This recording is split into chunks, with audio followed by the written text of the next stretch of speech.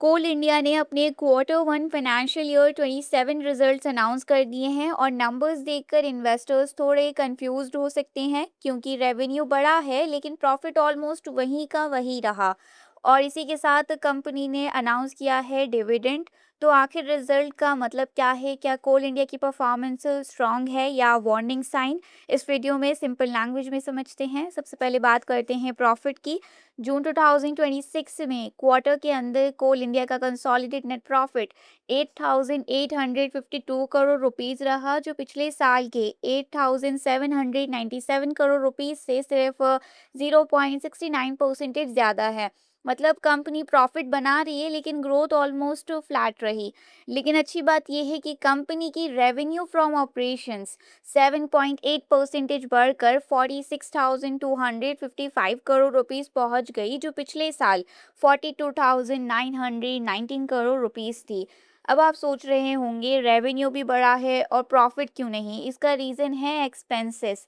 Company के total expenses लगभग 12% बढ़कर 36,816 करोड़ रुपीस हो गए। जब कॉस्ट इतनी तेज़ी से बढ़ती है तो रेवेन्यू बढ़ने के बाद भी प्रॉफिट पर प्रेशर आ जाता है। इसी वजह से कोल इंडिया का एबिटा, जो ऑपरेटिंग प्रॉफिट शो करता है, 4.1% गिरकर 12,069 करोड़ रुपीस रहा और एबिटा मार्जिन्स भी 29.3% से गिरकर 26.1% हो गया। सिंपल लैंग्वेज में बोलें तो कंपनी ज़्यादा सेल्स कर रही है लेकिन उस सेल्स से पहले जितना प्रॉफिट बचता था अब उतना नहीं बच रहा। क्वार्टर ऑन क्वार्टर परफॉर्मेंस की बात करें, अगर मार्च क्वार्टर से कंपेयर करें तो नेट प्रॉफिट में लगभग 19% की गिरावट आई है। रेवेन्यू भी हल्का सा कम हुआ है लेकिन एक पॉजिटिव पॉइंट ये है कि एबिटा मार्जिन पिछले क्वार्टर के 25.9% से इम्प्रूव होकर 26.1% हो गया। मतलब ऑपरेशनल इफिशिएंसी में थोड़ा इम्प्रूवमेंट देखने को मिला। अब बात करते हैं सबसे इम्पॉर्टेंट डिविडेंड के बारे में। कोल इंडिया ने FY 27 के लिए 5 रुपीज़ 50 पैसे पर शेयर का इंटीरियम डिविडेंड अनाउंस किया है।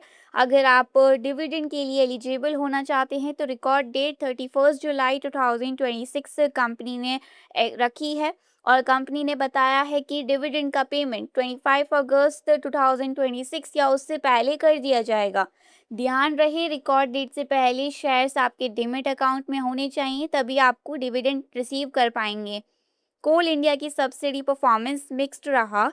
सबसे स्ट्रांग परफॉर्मेंस दिया CMPDI ने। रेवेन्यू 18% बढ़ा, एबिटा 62% जंप हुआ, नेट प्रॉफिट भी 54% इंक्रीज हुआ।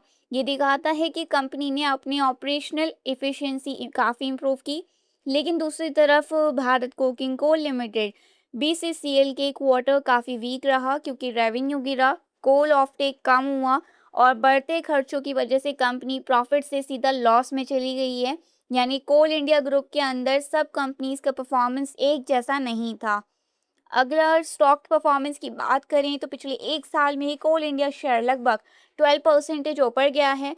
लास्ट 3 इयर्स में स्टॉक ने 86% से ज़्यादा रिटर्न दिया है और 2026 में अब तक लगभग 7% का गेन दे चुका है। लेकिन शॉर्ट टर्म में प्रेशर देखने को मिला है। पिछले 3 मंथ्स में स्टॉक 5.5% गिरा है। रिजल्ट से पहले NSE पर शेयर 427 रुपीज़ के आसपास क्लोज हुआ था। ओवरऑल देखा जाए तो कोल इंडिया का क्वार्टर 1 FY 27 रिजल्ट्स मिक्स्ड रहे।